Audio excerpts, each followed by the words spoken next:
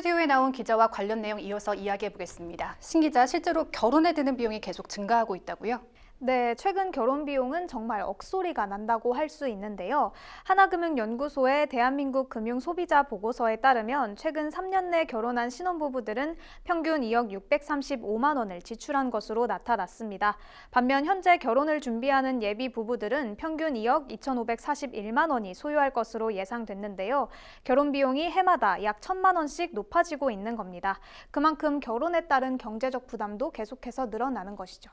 네, 이 주택자금을 제외하고 결혼식에 들어가는 비용만 해도 수천만 원이 들어간다고요? 네, 그렇습니다. 앞선 리포트에서 보신 것처럼 가장 비중이 큰 주택자금을 제외하고도 결혼을 위해 지출되는 비용이 많은데요. 예식장 대관료부터 식대, 스드메로 불리는 스튜디오, 드레스, 메이크업, 또 신혼여행 등을 포함해서 약 3천만 원 정도가 드는 것으로 나타났습니다. 여기에 혼주 한복과 사회자, 청첩장, 결혼반지 등 부대 비용과 예물 예단까지 포함하면 5천만 원을 훌쩍 넘습니다. 이에 최근에는 웨딩과 인플레이션을 합쳐서 웨딩플레이션이라는 신조어까지 생겨난 추세입니다. 네, 이 결혼 비용이 갈수록 높아지는 이유는 무엇일까요? 네, 코로나19 시기에 적당한 가격대의 중소 예식장들이 줄줄이 문을 닫았는데요. 반면 팬데믹 동안 결혼식을 미루다가 사회적 분위기가 회복되면서 결혼식을 하려는 예비 부부들은 늘어났습니다.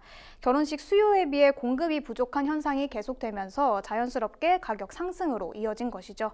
재료비와 인건비가 상승하는 등 고물가도 영향을 미친 것으로 보입니다. 이에 따라 예비부부의 경제적인 부담도 커지고 있는데요. 다만 다른 사람들의 시선을 의식하는 문화와 인생에 한 번뿐인 결혼식이라는 생각이 남아 있어서 결혼 비용을 과감히 줄이기는 쉽지 않은 상황입니다.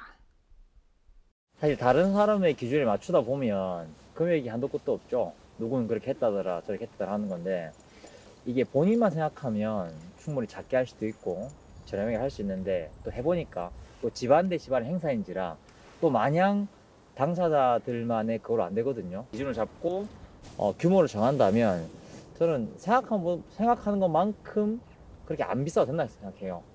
예를 들어서 저도 최근에 동료들 얘기 들어보니까 결혼식장 준비하는 데가 막 1,000만 원이 걸리고 들고, 스드마 하는 데도 막 2, 3천 들고 하는데 줄인다면 줄일 수 있어요. 이 높은 비용뿐 아니라 웨딩 업체들의 돈 넘은 갑질 행태도 논란이 되고 있죠.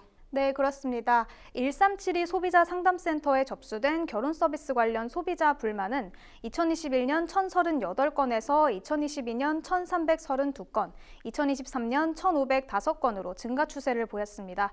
불만 서비스 유형으로는 예식장과 스드메가 큰 비중을 차지했는데요. 스튜디오가 12.8%, 예식장과 드레스, 메이크업이 뒤를 이었습니다. 불만 사항으로는 과도한 추가 금액 발생에 대한 불만이 21.4%로 가장 많았고, 비싼 비용이 20.5%, 서비스 가격 미공개가 10.1%, 사전 고지 부족이 5.3%로 나타났습니다. 특히 이 깜깜이 결혼 비용으로 인한 피해가 많은데요. 직접 발품을 팔아서 정보를 얻거나 대면 상담을 받기 전까지는 정확한 가격을 알기가 어렵고, 가격을 안내받고 계약해도 이후 추가금의 늪에 빠지기도 합니다. 예비부부들은 보통 결혼준비 대행업체를 통해서 스드메 패키지를 계약하는 경우가 많은데요. 이때 개별 서비스 가격은 제대로 안내해주지 않는다거나 추가 선택 항목에 어떤 것들이 포함되는지 종류를 정확히 알려주지 않아서 피해를 보는 경우가 많습니다. 예비부부들 사이에서는 사실상 추가금은 선택이 아닌 필수로 여겨지고 있는데요. 예를 들어 스튜디오에서 웨딩 촬영을 한다고 했을 때 기본 계약금을 낸다고 하면요. 촬영 당일에 도와주는 헬퍼 비용은 현금으로 추가 결제해야 하고, 촬영하면서 중간에 머리 모양을 바꾸려고 하면 헤어 변형 비용을 또 내야 합니다.